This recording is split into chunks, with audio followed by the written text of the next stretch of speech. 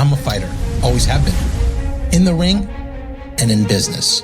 30 years of battles, rising, falling, rebuilding. I've made money, I've lost money, but it wasn't until I created Zapata Systems was I able to really climb my way out. But the toughest fight, it wasn't physical.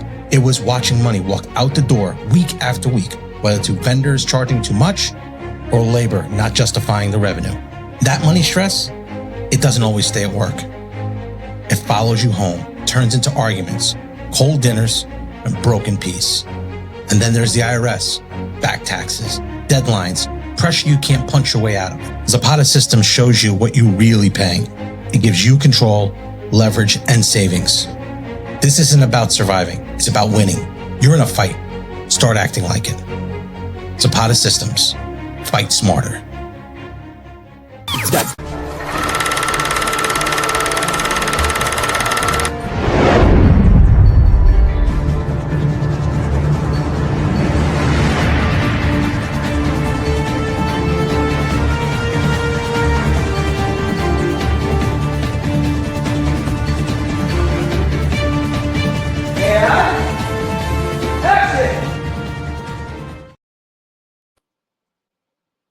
What's up, guys? It is Wednesday, movie talk time. I'm Joe Zapata. We got a great show for you today. Superman crosses 400 million. Fantastic Four's dropping. A great Mortal Kombat trailer dropped, and more we're going to talk about. I want to introduce the team here. We got Dave DC Callari. What's up, Dave? Brothers, what's going on? What's going on? And the screenwriter, Rob Alvarenga. What's up, Rob? What's going on? I'm super excited. Real quick, I got to give a shout out to the Spotty team that's over at San Diego Comic-Con right now, tearing it up. So, guys, have fun. Yeah, San Diego Comic-Con time, right? It's like perfect timing with all the Superman, Fantastic Four. Good time to be alive. I wish I can go to that one, but I usually go to New York Comic-Con, but I want to go to San Diego, but don't have the time right now. We actually want to talk real quick. We actually lost two people this week. I actually thought it was pretty important. We actually lost Ozzy Osbourne and Malcolm Jamal Warner, two people who I thought Malcolm Jamal Warner was by accidental drowning, and then I think Ozzy was by Parkinson's. I'm not sure. I think it was I think he announced his Parkinson's diagnosis like 2020, something like that. Yeah, crazy, And Ozzy was really, I grew up listening to him, and I loved his music, played the guitar with him just like you, Dave. I'm sure you have, really inspirational for you. What about Ozzy? Not much you can really say except he was great, Yeah, there wouldn't be most of the metal music that exists today probably wouldn't be around if it wasn't for Ozzy and Sabbath. Yeah, loved them. I love the TV show Osbournes too. It's pretty funny. Made him more of a household name. You definitely got to see a different side of him, and I was surprised at the amount of like casual music, non-metal fans that were like, "Oh my God, Ozzy died." Mm-hmm. Yeah, crazy, a larger influence than a lot of people think, and they just had the Back to the Beginning tribute show last week, like 10 days ago. Yeah, I think it sounded amazing. Newton Betancourt crushed it. Like so many awesome names out there. Yeah, he'll be missed. Rest in peace, guys. Those things. And Malcolm Jamal Warner drowned accidentally, which is pretty sad. I saw that. Pretty crazy that things happen. But let's move on to a couple of things. So in New Jersey and West Milford, they are filming Crystal Lake, and actually they just have cast the Jason role by Callum Vincent. Now I don't know too much about him, but I know that they are filming in New Jersey. Actually, I tried to apply for one of the roles on there, but I didn't get it. So I don't know what it was. Probably would have been killed or something. But I did apply for one of the roles there. I know, Rob, you're a big horror guy. So, Crystal Lake, they're saying it's supposed to be really good with Linda Cardinelli's her name, right? Yep. Linda Cardinelli, yes. So now they got the Jason the Kid part. So I heard it's going to be pretty good, like they said. Rob, what do you like about that? The horror music, the horror that you like? Well, I really dug into like not just this casting, but they were a cast up to this point. Mm-hmm. And a lot of it's really, it's got a lot of feel good vibes to it because, from my understanding, Callum's going to be he's going to be a recurring role. In other words, he's not going to be a focal point like it shouldn't be. This is for Pamela Voorhees. This is her story now. So I'm glad that they're pitching it that way, so we could really focus in on her. And I was just kind of looking at some of the other cast members so far that what they have, and I love it that they're staying to the lore for Pamela. I believe they already casted what would be her first and second victims Oh, yeah. after she loses Jason to the drowning accident. So I'm guessing that this kid we'll see him in a lot of makeup because he's supposed to be. It's not supposed to have any hair. It's supposed to be look a little deformed. Obviously Pamela's not gonna care. That's her boy and stuff. And so you're gonna see him before and after. I think after his death too. So I guess that's where the recurrent role aspect comes from. That makes us feel good, because it's like, okay, they have a definitive plan of how they're gonna tell this story. And I hope that they don't waste any episodes to it. Doesn't sound like they will. There's a small cast right now, but it just looking deeper into this casting made me feel really good about where we're going with this series. Yeah, and they're filming it right here in West Milford, New Jersey. Dave, you're not a horror guy. I don't think you'll probably watch this series, but you will maybe check it out. I've got an interesting take on it. Like I don't want to say I'm excited about it, but if I hear it's good, I'll watch it. Like it has potential. It has potential to kind of revive it a little bit and take it in a direction that we haven't seen. I feel like both the Friday movies and the Nightmare movies started out super strong and some really great ideas, some mediocre execution, and some of that could be the times that they came out. Right? But you could do something interesting here. Like, does it have legs after this story? I don't think so. But it could be good.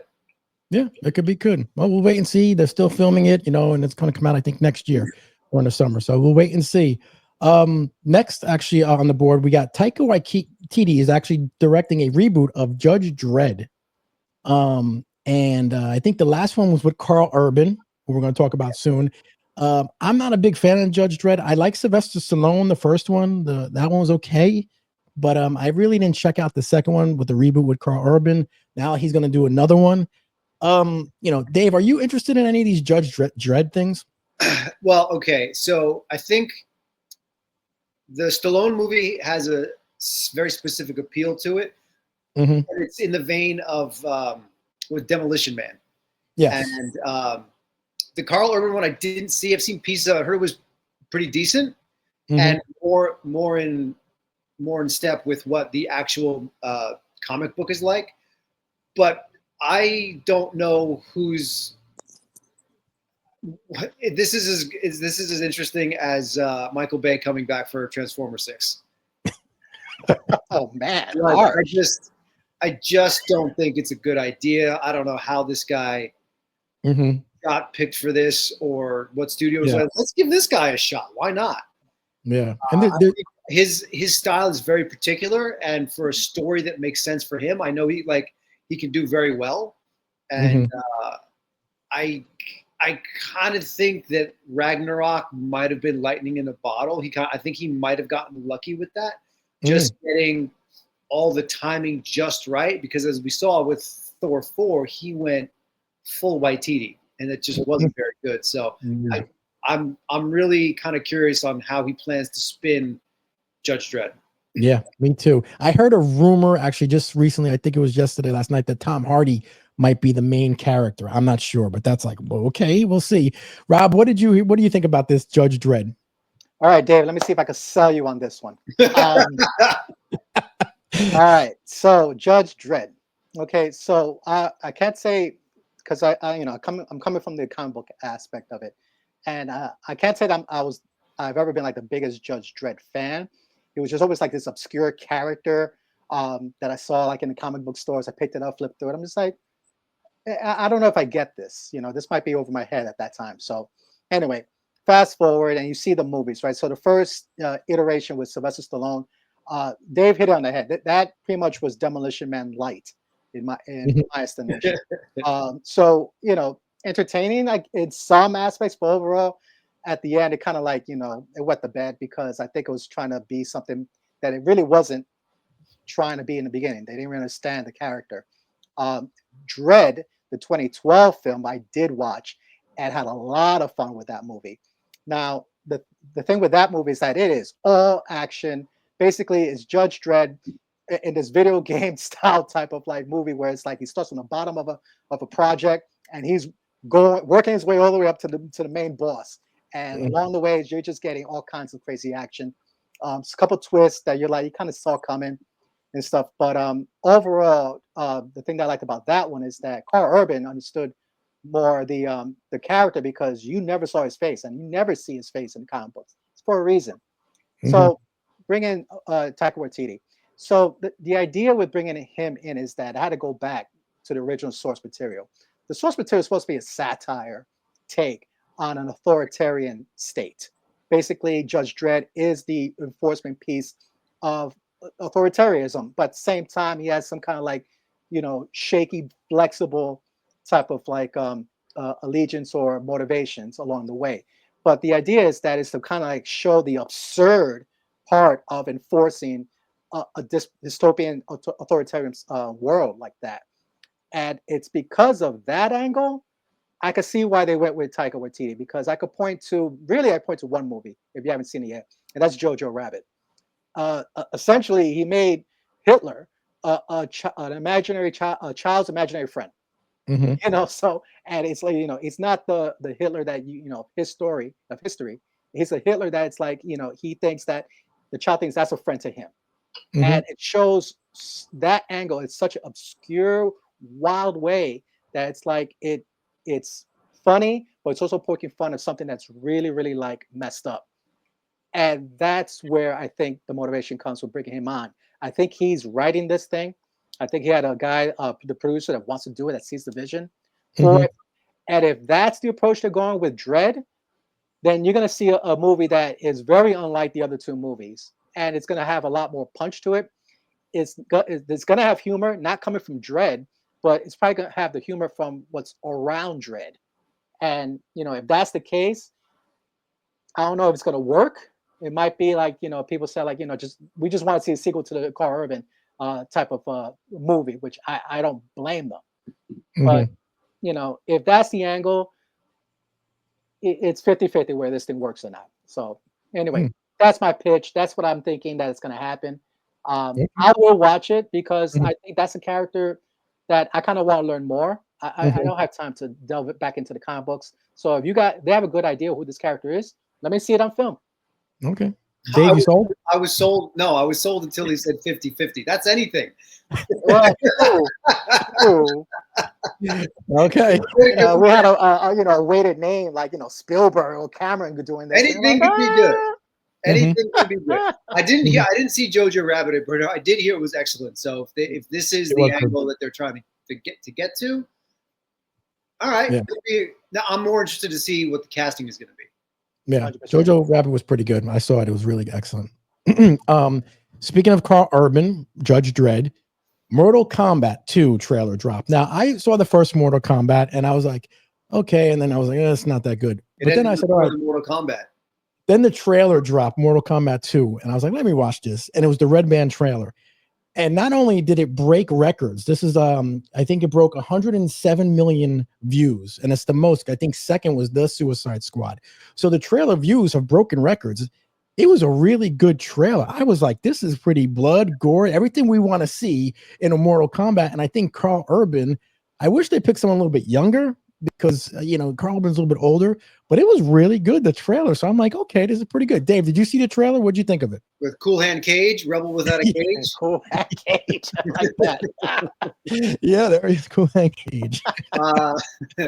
Yeah, it's interesting. Why are they calling this Mortal Kombat 2? You could just call this Mortal Kombat again and just like we're starting over.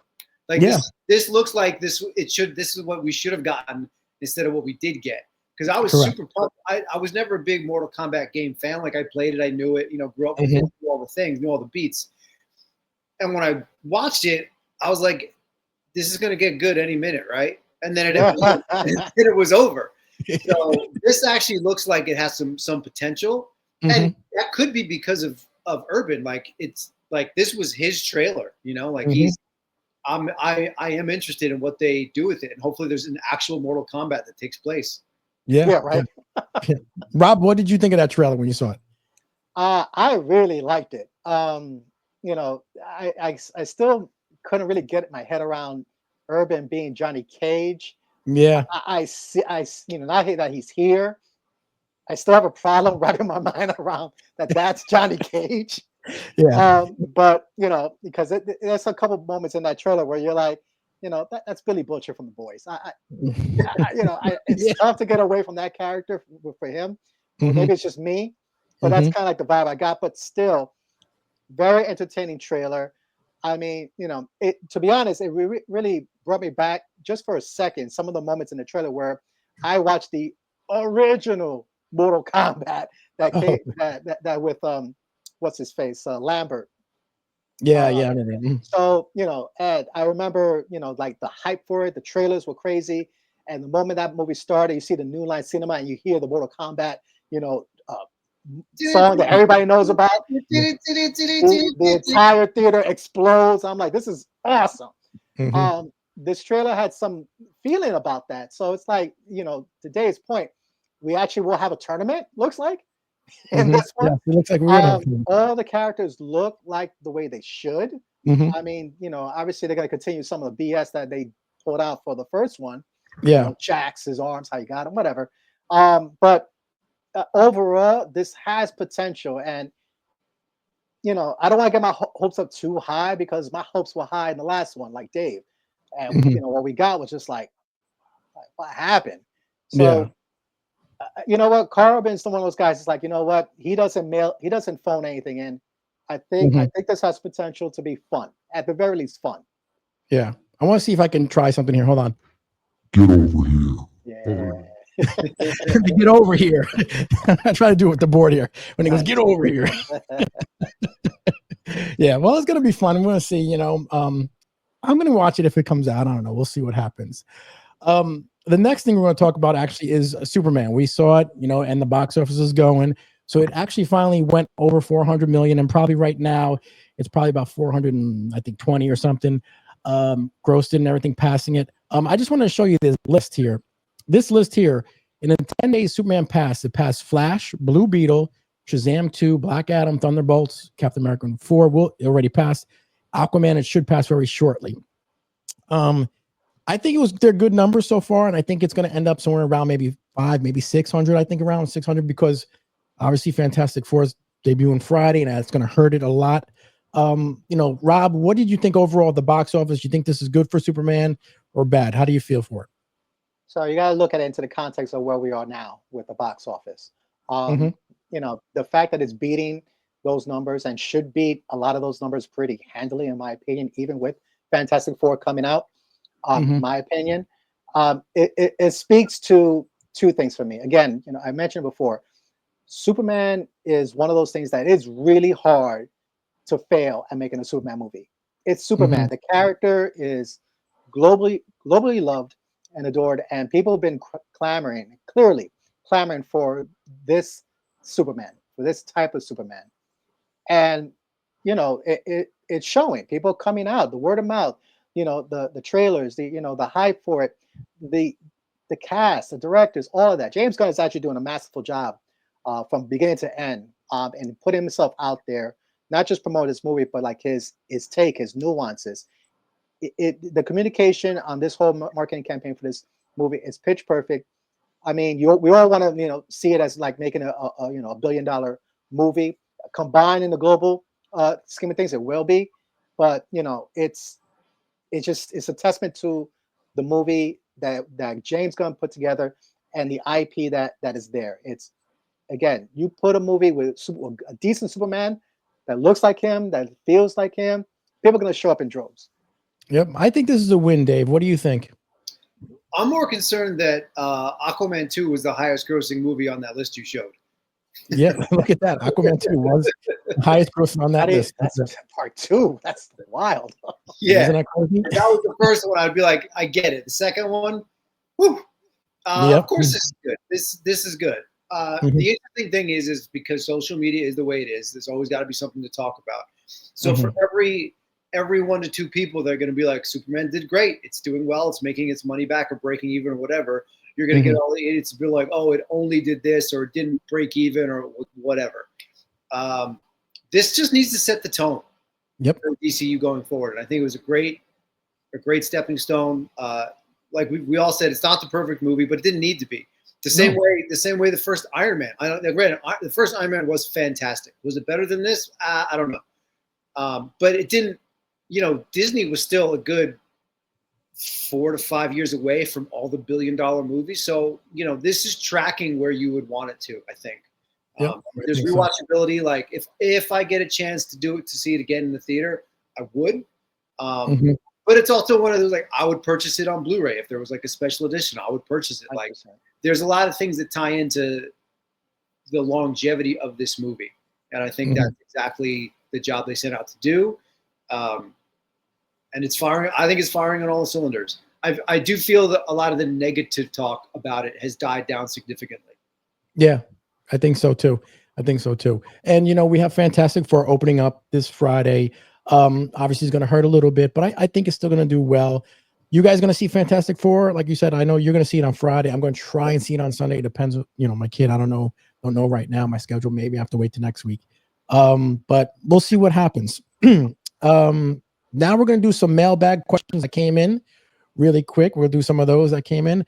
The first question I got coming in here is actually, let's see. This one is from Bobby W. He says, from New Jersey, Dave, and I get these questions all the time, and I'm like, Dave, who is your favorite Ghostbuster and why? I'm always an Egon fan. So, I'm the same. It's always been Egon. Okay, there you go. I think it's just because, like, I wore glasses as a kid. I always liked. I like that he was the smart guy that was able to build all the stuff, and he had this really dry sense of humor. He was Ray was always the heart, but there was something very particular about when he showed up in Afterlife that really got me, and I was like, the team wasn't complete without him, and he was always my favorite in the cartoon as well. In the cartoon as well. Yeah. Rob, did you have a favorite Ghostbuster? I was more on the side of Venkman because, he's the cool guy. Everybody wants to be the cool guy. Yeah, he had the funny. Yeah, me too. I like Venkman. He had the cool lines, I guess. All right. The next one we got coming in, this question says, Joe G from New Jersey. Hello, movie brothers. Did you see the new Predator Borderlands trailer? It rocked. Looking forward to it. And I saw that too. And that was a great trailer, the Predator ones. I can't wait to see that. Rob, did you see that trailer? I did. I actually saw it multiple times. I saw it today again. This is shaping up to be something pretty awesome, I think. You could tell, like, the guys, I think it's the same people that did Prey. Their signature style is all over this thing. And, I love it because, again, we mentioned it before, in, like, when you want to put together something that's, like, been established already, try and give something completely different, but yet stay true to the character. It's a delicate balance. And the fact that this movie, basically, it's an aliens versus Predator movie. I don't think people realize that, but the way they're going about it, it is super cool. So you got a Predator who's going to be not the strongest creature on screen, and it's going to be a buddy cop movie with a synthetic. I mean, just that alone, the concept alone. I mean, I got so many questions. I'm like, but one of those questions, like, I don't know if this works. I think this will. I think not only is this going to work, but at first I was skeptical about seeing a Predator as kind of like, the quote unquote good guy. He's not a good guy. He's just a young one. And his first hunt is on a planet that's, probably the most dangerous one in the universe. Yeah. I think this movie's going to be a lot of fun. Yeah. Dave, did you see that trailer? What'd you think of it? I completely forgot to, but I like the original, the first teaser we saw. I did like that. I thought Prey was excellent. I think that deserved. I think that deserved a theatrical release. 100%. And yeah, to Rob's point, like, it's almost like a 50-50 mixed bag. For every good Predator or Alien movie we've gotten a stinker too. And this looks like it's something completely different that can completely work, because for everything that's been hinted at in these franchises, we still don't really have, in my opinion, a very solid backstory or lore for either the Xenomorphs or the Predators. So they can kind of take some liberties and just give us something good. Be like, hey, this is where we're at. So I think this is definitely an interesting take, and hopefully it kind of brings the spotlight back onto the franchise and the IP a little bit, and we'll see where we can go. But even if it's good, we still don't need to churn out a bunch of mediocre stuff afterwards either. Yeah, it reminded me of God of War. If you play the video games where he Yeah. had Mimir's head attach him, because the Predator has the girl who's cut in half on his back and he's carrying her around. It's pretty funny. Chewie and 'Cause he's like, C-3PO. what? That's right. Yes, Chewie like, and C-3PO. yes, it was really funny. It was actually really good, and I was like, wow, this looks really great. So we'll wait and see, man. But that, I think that is going in the theater. Is that going in theater? 100%. Yeah, this will be a theatrical release. That's good. Okay, that's cool. All right. Next question here. Frank from PA says, Screenwriter Rob, do you ever face writer's block like myself? Do you know what to do in instances to overcome it? Yeah, it happens. But usually I find that the writer's block is one. For me, there's two types. One is like just getting your idea out. Like, people think that when you're writing out a story, that you got to get it right the first time. No. The best advice I ever read or got from anybody is that, write like you're drunk and edit like you're sober. But it makes a lot of sense. Just get the idea out. It doesn't matter how it looks, because I think that's what creates quote unquote writer's block, because now you're kind of worried, like, is this crap? I mean, what am I writing here? That kind of stuff. Start doubting yourself, and next thing you know, you toss the idea out, which could have been something really, really good.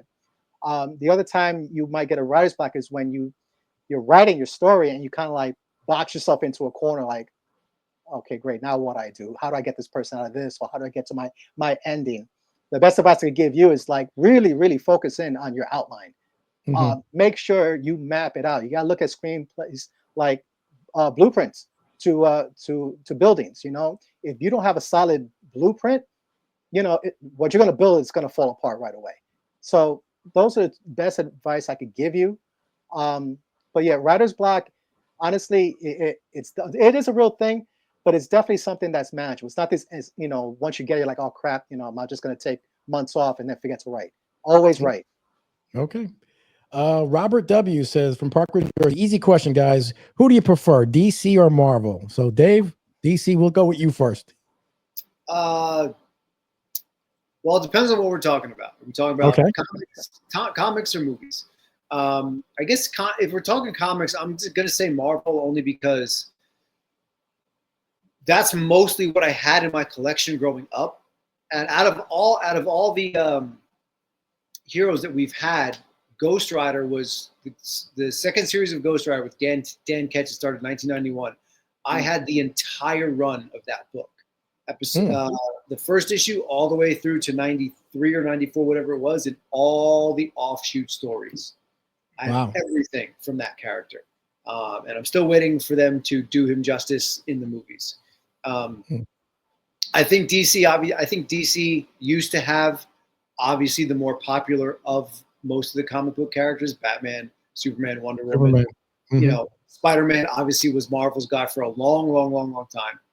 But I don't really have a preference. Like, you could even look at like Image Comics, like, if the story is good and the characters are good, awesome. And again, like, we're in this age of pretty decent superhero movies. Like, there was a time when Batman '89 was the pinnacle. I mean, I agree. We've far surpassed that. I agree 100% with you. What about you, Rob? So yeah, it is an easy question, but there's definitely some nuance to it. So I'm definitely a Marvel guy, and a lot of it really has to do with me growing up, just reading more Marvel comics. And it all stems with, like, really, like, for me back then, it was a simple premise. Not like I wasn't interested in DC, because I thought Superman was super cool. Batman was just like awesome. But when I looked at the DC rosters and these superheroes, I always felt like almost all of them were like just too powerful.